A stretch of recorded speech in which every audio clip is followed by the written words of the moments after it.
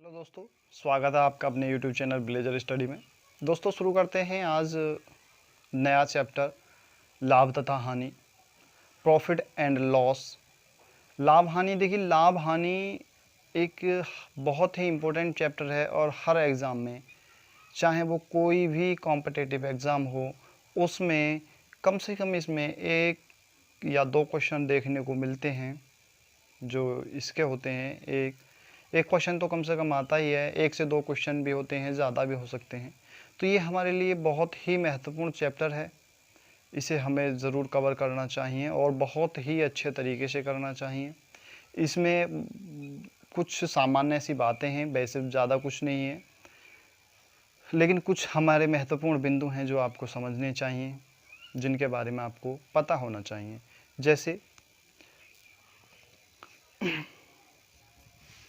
जैसे एक होता है क्रय मूल्य,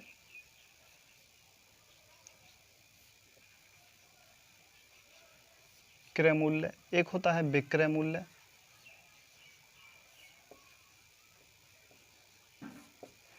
एक होता है लाभ,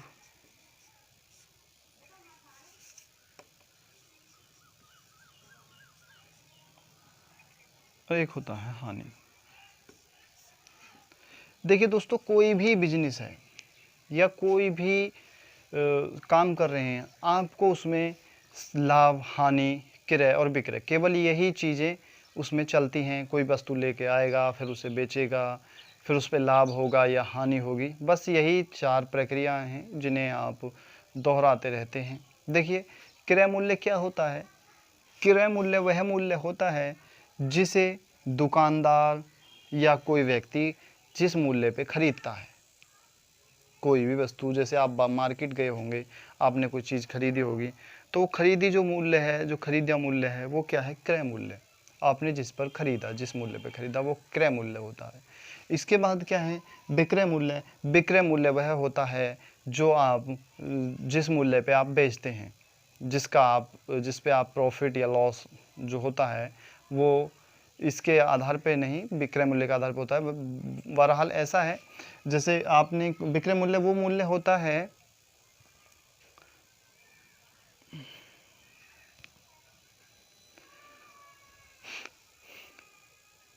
तो ये चार चीज़ें हैं जिनके आधार पे आप पूरा प्रॉफिट एंड लॉस चलता है।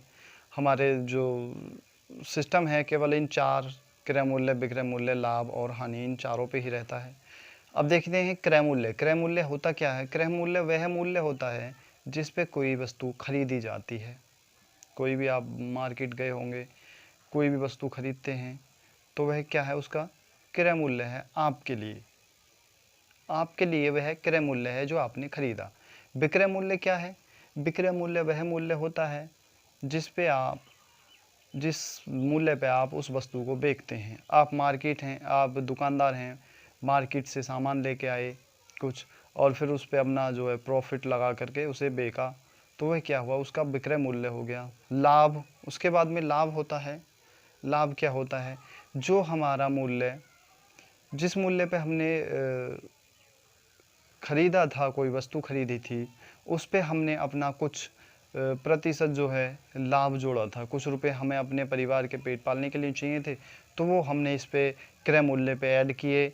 मान के चलिए हमने कोई वस्तु 100 रुपये की खरीदी और उसे हमने 120 रुपये में बेच दिया, तो हमारा जो 20 रुपये का प्रॉफिट हुआ, वो हमारा जो 20 रुपये जो एक्स्ट्रा बेचे हैं, जो एक्स्ट्रा करके बेचा है, उसका मूल्य वो क्या हुआ? हमारा लाभ हो गया। तो लाभ जो क्रय मूल्य पे होता है, क्रय मूल्य के अलावा जो बचता है मूल्य, वही लाभ होता है। एक होती है हानि। हानि क्या होती है दोस्तों? क्या होता है, कभी कभी आप कुछ सामान लेके आते हैं, वो रास्ते में टूट जाता है, फूट जाता है, तो उसका जो है नुकसान हो जाता है। आप मान के चलिए 100 रुपये की कोई वस्तु लेके आए, आप एक दुकानदार हैं, 100 रुपये की कोई वस्तु लेके आए और वस्तु को लाने के बाद रास्ते में देखा कि वह टूट गई। टूटने के बाद उसका विक्रय मूल्य 100 की लेके आया, 80 रुपये में बेच दिया, तो क्या हुआ? उसमें 20 रुपये अपने जो मूल्य था, जो क्रय मूल्य था, उससे भी नीचे करके दिया है, 20 रुपये नीचे कर दिया और भी 20 रुपये की, यानी तो क्या हुआ? ये 20 रुपये की हानि हो गई। कितने पर हुई है? क्रय मूल्य पे हुई है, जो 100 पे हुई है। तो हमेशा लाभ और हानि हमेशा क्रय मूल्य पे ही गिने जाते हैं। आपको लाभ होगा तो क्रय मूल्य पे होगा, हानि होगी तो क्रय मूल्य पे होगी। देखो तो दोस्तों इसमें कुछ यही बेसिक सी बातें थी। इसके बाद क्या होता है, कुछ खास नहीं, और बाकी की जो नई नई जानकारी आएंगी, जैसे जैसे आप सवाल करेंगे, जैसे जैसे सवाल कराए जाएंगे आपको, वैसे वैसे और विस्तार से आपको जानकारी दी जाएगी। तो चलिए दोस्तों, एक आध उदाहरण के माध्यम से देखें या चैप्टर को शुरू करते हैं। तो एक क्वेश्चन ले लेते हैं उदाहरण में से, जैसे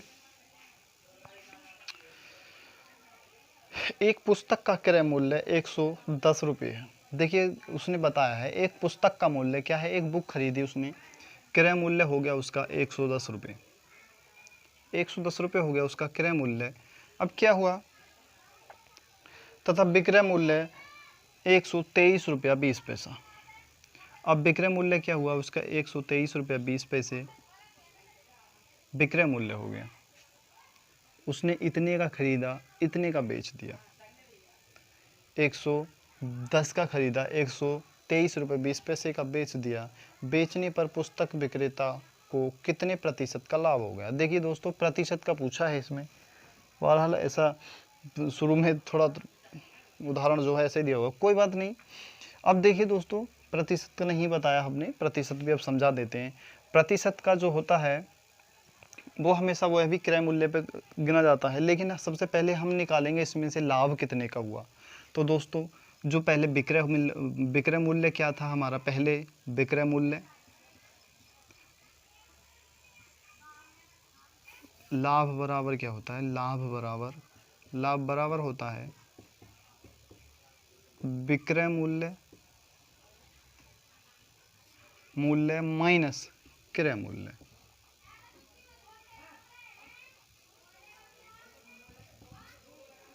ये हो गया हमारा लाभ। अगर हानि होती तो हानि में क्या होता, पहले क्रय मूल्य आता, बाद में विक्रय मूल्य आता, माइनस का माइनस होता जाता। तो देखते हैं लाभ कितने का हुआ भाई। क्रय मूल्य क्या था हमारा, विक्रय मूल्य है 123, 1 2 3 रुपया 20 पैसा, माइनस क्रय मूल्य है 110, बराबर कितने का लाभ हुआ भाई। 110 निकाल दें 123 में से, तो 13 रुपये 20 पैसे का लाभ हो गया। 13 रुपये 20 पैसे का लाभ हो गया। अब कितने पर लाभ हुआ है, लाभ और हानि हमने बताया हमेशा क्रय मूल्य पर गिने जाते हैं। तो देखिए दोस्तों 13 रुपये 20 पैसे का लाभ हुआ, कितने पर हुआ, तो हमारा क्रय मूल्य जो था वो हुआ 110 रुपये। लाभ हमेशा क्या होगा, लाभ या हानि हमेशा ऊपर रहेगी।